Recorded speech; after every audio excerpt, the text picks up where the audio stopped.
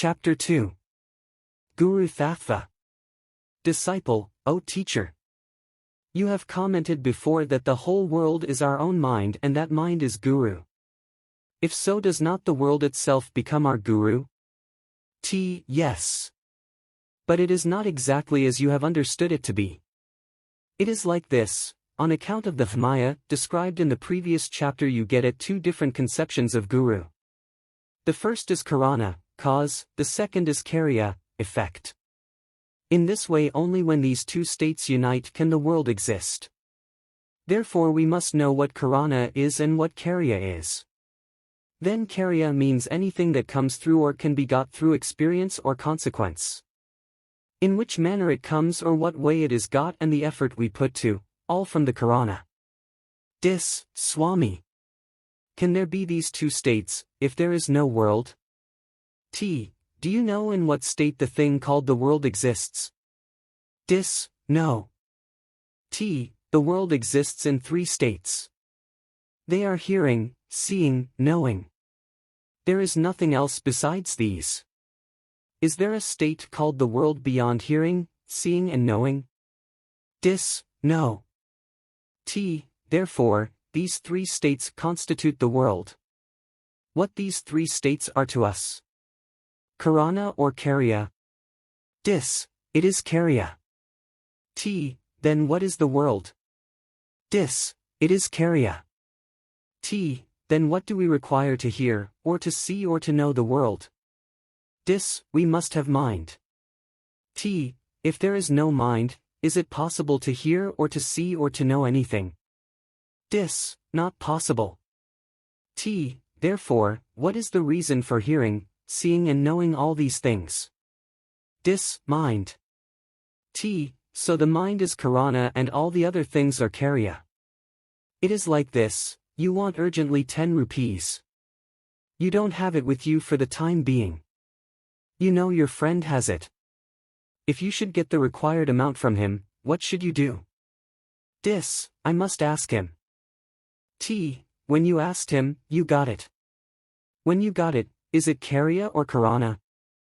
It is Karya. What is its Karana? The request. So the things that we desire is the Karya and the endeavor to fulfill the desire is the Karana. So what is the endeavor here? The request.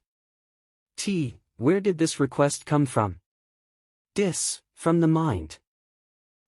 So what is the Karana, cause? Mind. So Karana, cause, is our mind and Karya, effect, is the world. World is that which contains all the beings. That is from Brahma downwards to the ant.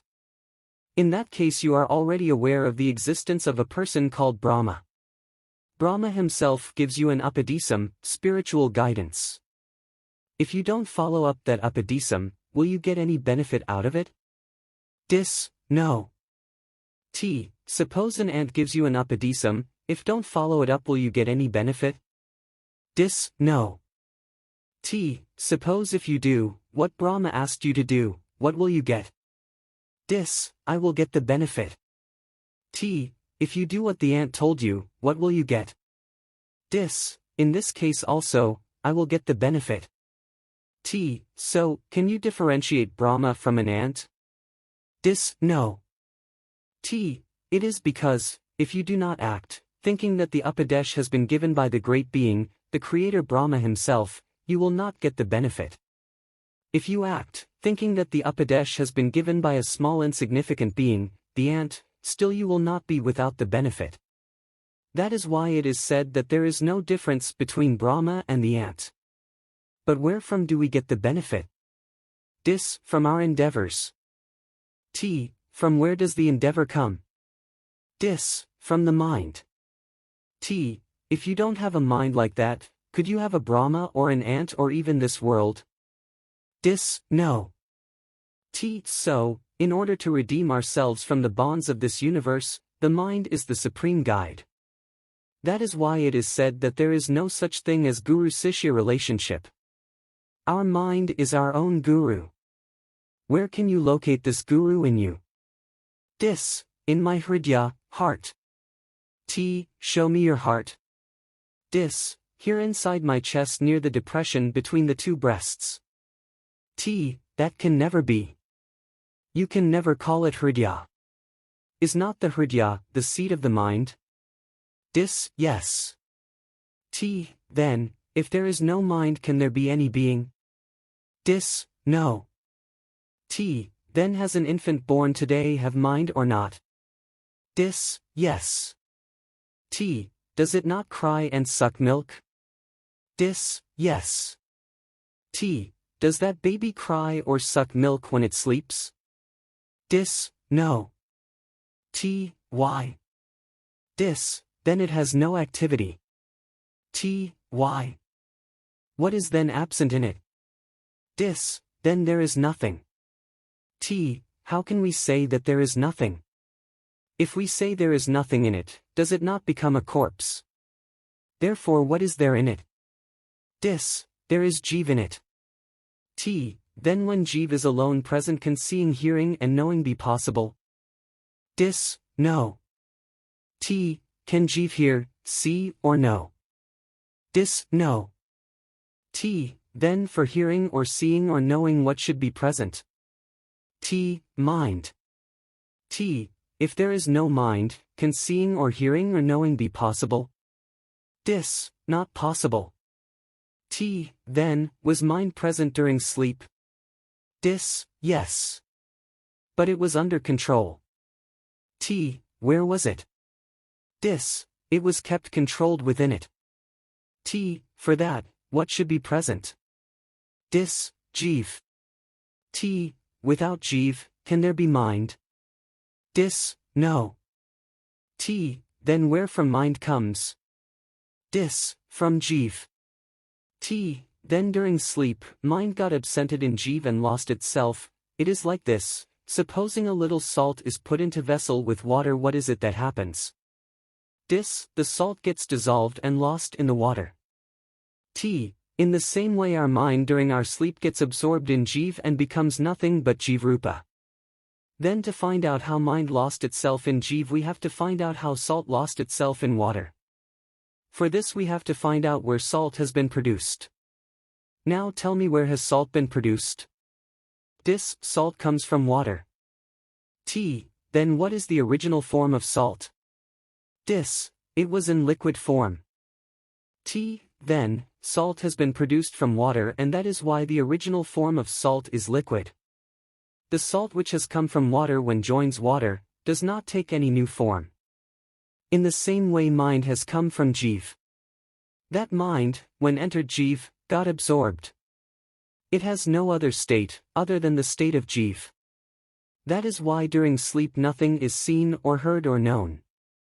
Then, when the baby wakes up from sleep, does it not cry or suck milk? Dis, yes.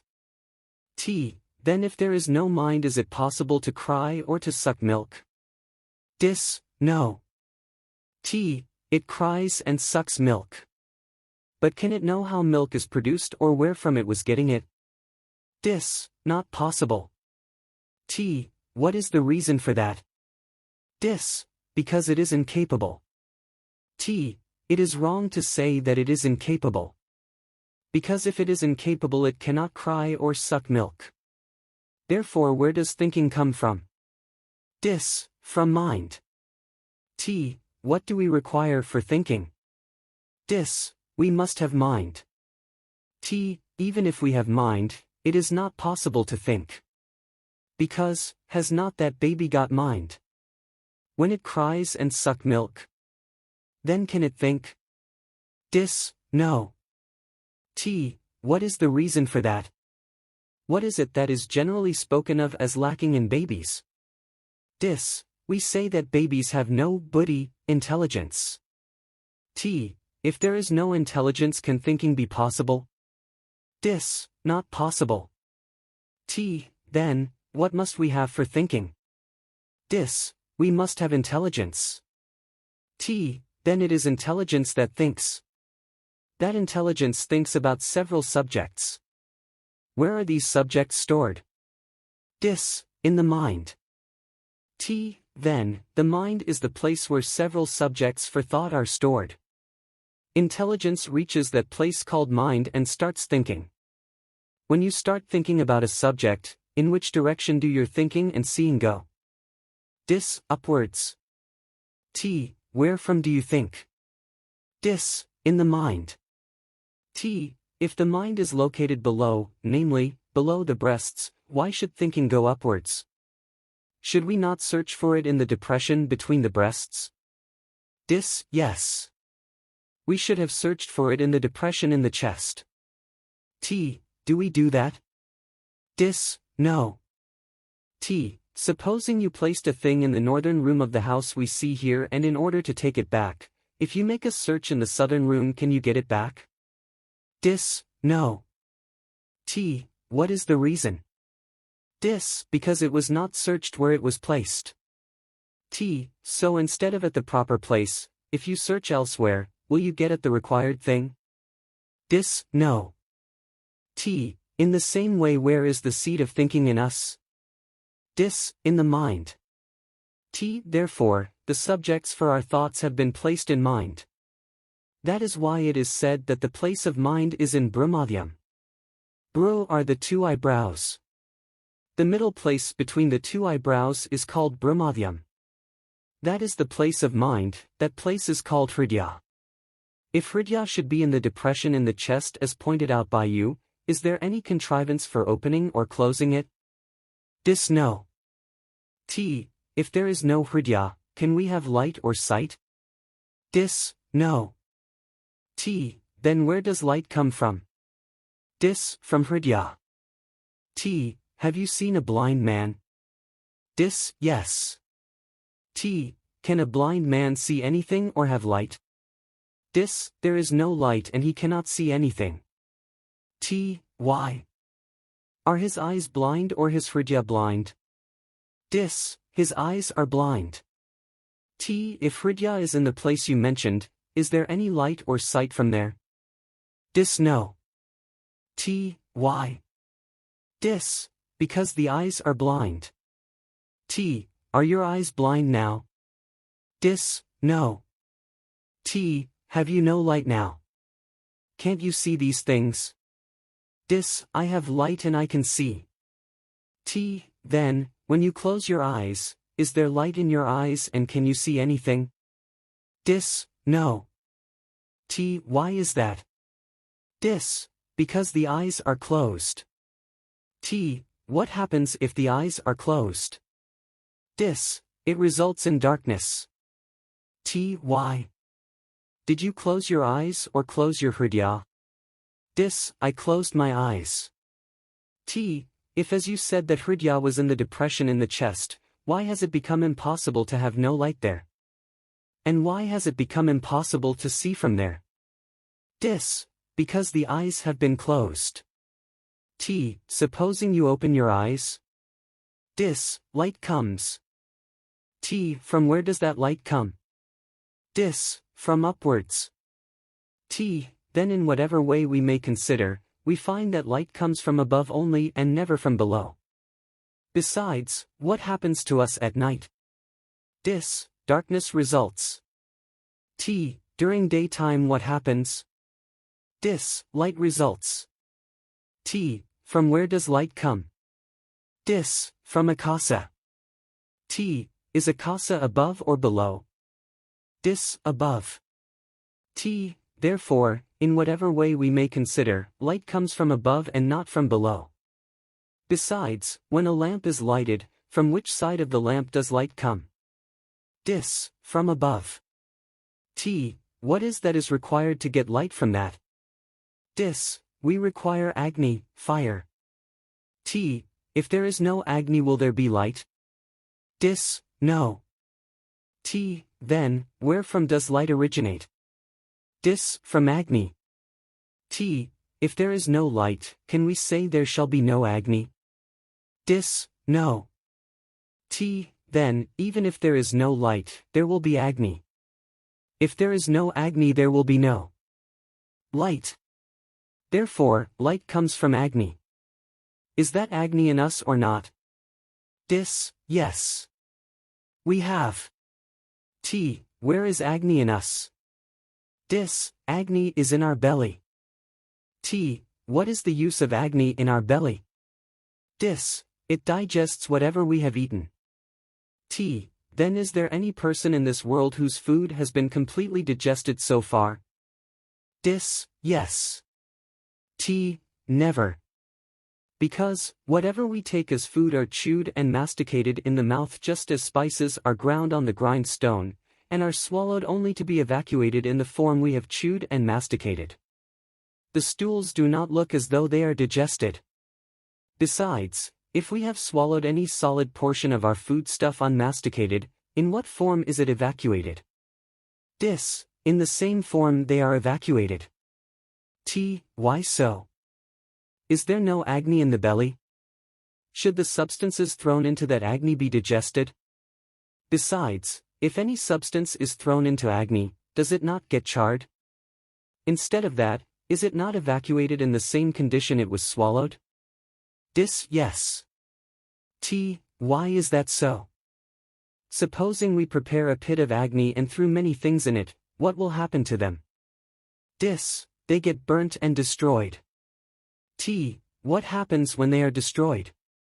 Dis. They become ashes. T. You said that we have Agni our belly. Then has not all that we swallowed up to this day fallen in this Agni? Should not all those things have got burnt and become ashes? Has anybody up till today evacuated ashes from his bowels? Dis. No. T. Besides, if somebody comes here and burns all the stinking filth around us, then what happens to them? Dis. They become ashes. T. Have the ashes any smell? Dis. No. T. Therefore it means that whatever filthy things are thrown into Agni, get purified. This is the character of Agni. Then when we eat fragrant substances, and when they are evacuated after passing through the Agni in our belly, in what state are they evacuated? Dis. It is evacuated with stench and we have to close our nostrils. T. Why? Is this the character of Agni? Dis. No. T. When anything that is stinking is thrown into Agni, it is purified and its smell is also lost.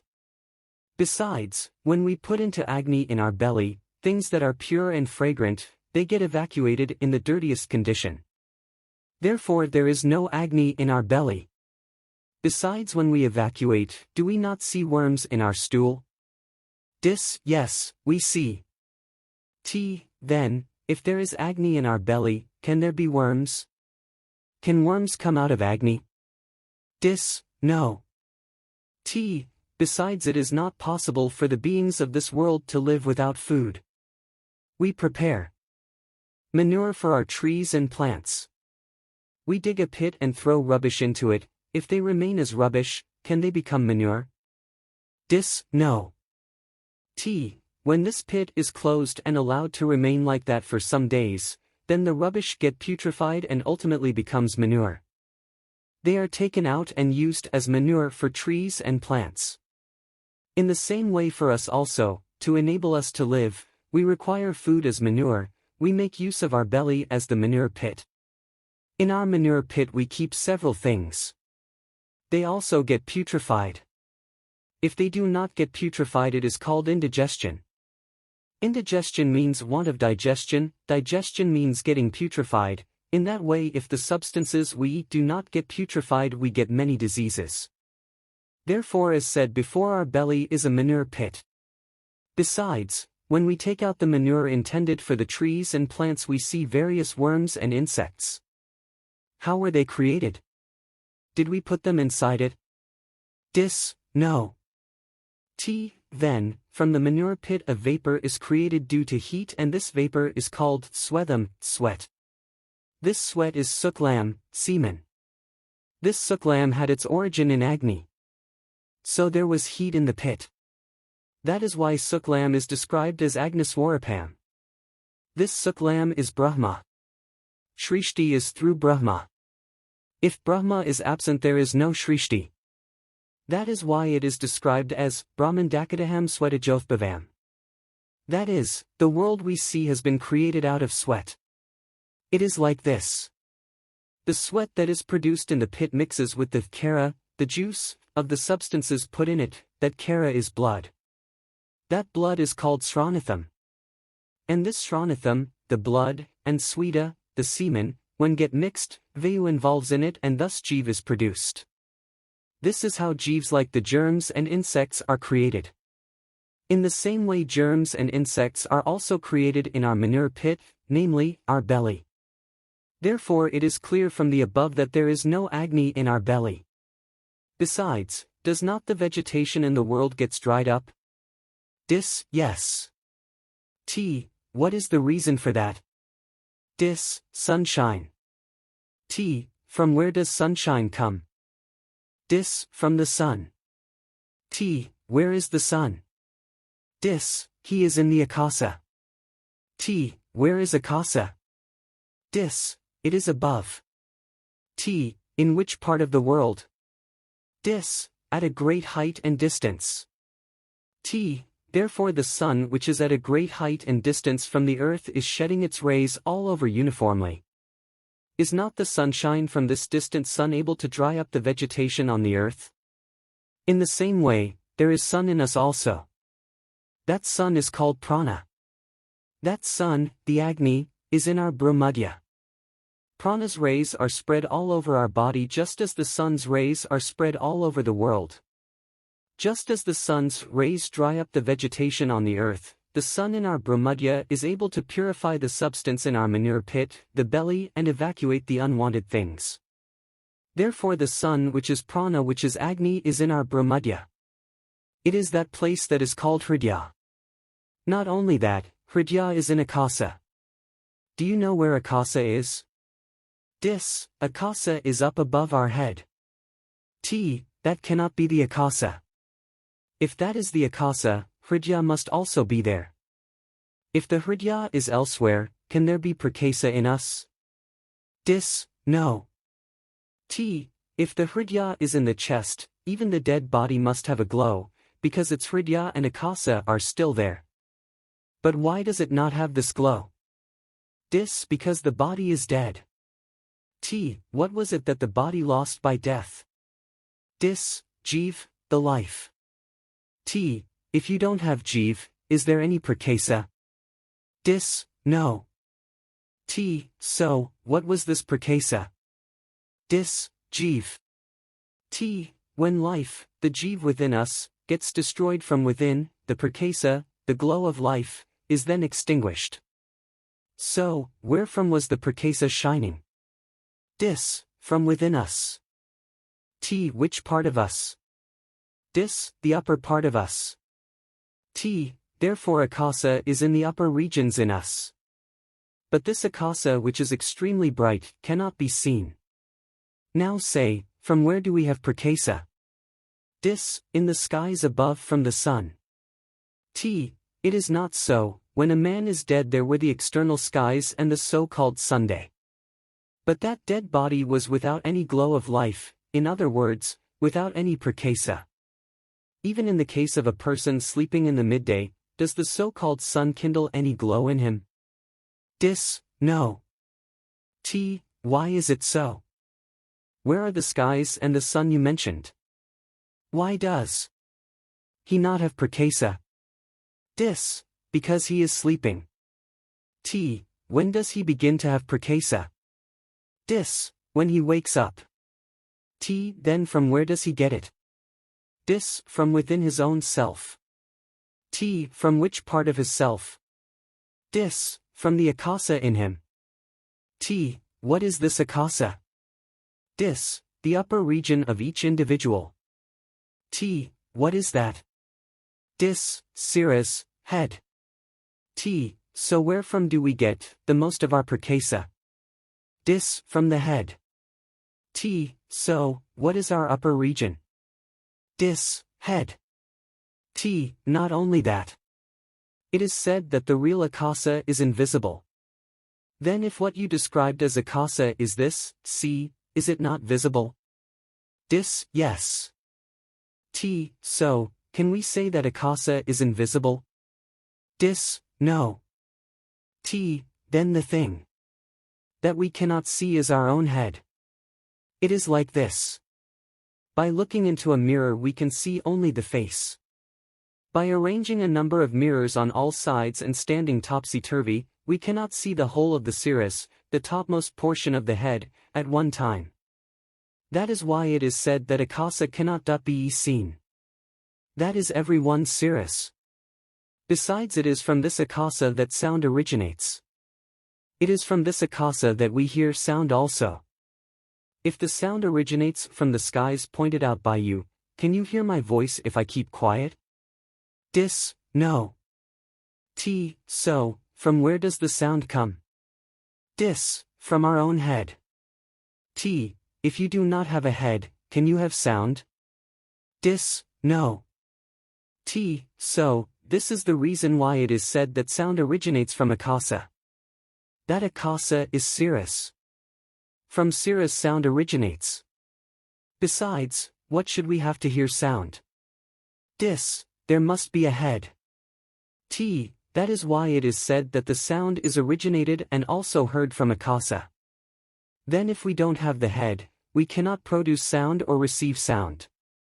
Moreover, suppose we don't have hands, legs, eyes, nose etc., but have only life, a head and a tongue, even then we can produce sound. But if we don't have a head, can we produce sound? No. See me clapping. Then what happens? Sound is produced. Why does it happen? By the contact made by the two hands. It is never possible with hands because, when our head is removed still don't we have the hands attached to our body? At that time can we move or clap our hands? No. Then, where is all energy stored up? In the head. If you don't have a head, have you any conception of anything either akasa or adi, beginning, or antam, end? No. So, from where do all states of existence originate? From our own head. I shall give you another instance to the effect that we have light only from our head. Here is a storied building. In this house, there are 2 floors. We place a powerful light in the down floor and we shut all the doors and windows. There is a staircase to reach the upper floor. Through that staircase we reach the upper floor. In that floor there is a small window with 2 shutters. If we look outside through that small window, can we see any object with the aid of the light burning in the first floor? No. Why not? The prakasa, light, is in the down floor only. So we cannot see outside. Because the doors and windows of that room are closed, no light outside could be seen. Similarly consider this human body as a storied house. That is, consider the portion below the neck as the ground floor and that above the neck as the upper floor. If the prakasa, light, is below the neck, by looking through the windows, eyes, in the upper floor, can we see anything outside? No, we cannot see. Can you tell me why it is so? Because the light was in the lower floor below the neck. So, where should we think the light to be coming from? From the upper floor above the neck. Take another example. In front of this door we have placed this lamp. If we shut the door, what will be outside? Darkness. If we open the door, it is lighted. So, where from did the light come? From the lamp inside. Where was it shining? At the top of the lamp according to the power of the oil and wick. If that lamp did not have oil, wick and fire, will it burn? No. But where was the light actually burning? At the bottom or at the top? At the top. In the same manner, we may consider our body as a lamp. In this lamp, pouring the oil called vayu or karma and placing the mind as the wick, the light is lighted with the fire of Atma and the luster cast about is the world that we see around. That is, this world is the illumination of the mind burning in the body, just like the illumination of light cast about by the burning of the wick in the lamp. The flame of the lamp is at the top of it. So also the flame in us is at the top portion of the brow or point vito. Because Shiva is said to be Virupakshan, Trilakanan, three-eyed. People also draw some imaginary pictures of this personification with a third eye in his forehead based on this conception. The third eye is said to be the eye of fire, but Shiva is our Jiva, life. The three eyes of this Jiva are Ida, Pingala and Sushumna. Ida is moon, the mind. Pingala is the sun, the light within. Sushumna is Agni. This is the reason why it is said that Shiva's third eye is of fire, and the same is in Brahmadya or middle of the brows. It is this conception that is depicted in the pictures of Shiva. Thus Brahmadya, which is Sushumna, is the eye of fire. Then, if there is no fire in Brahmadya, can there be any light for us? No. There cannot be any light. So where is it that we have light? From Brahmadya, where the eye of fire, which is Sushumna, is situated. This Sushumna is the Hridaya, heart. We get light from the eye of fire, which is Sushumna, which is the same as Brahmadya and which again is identical to Hridaya.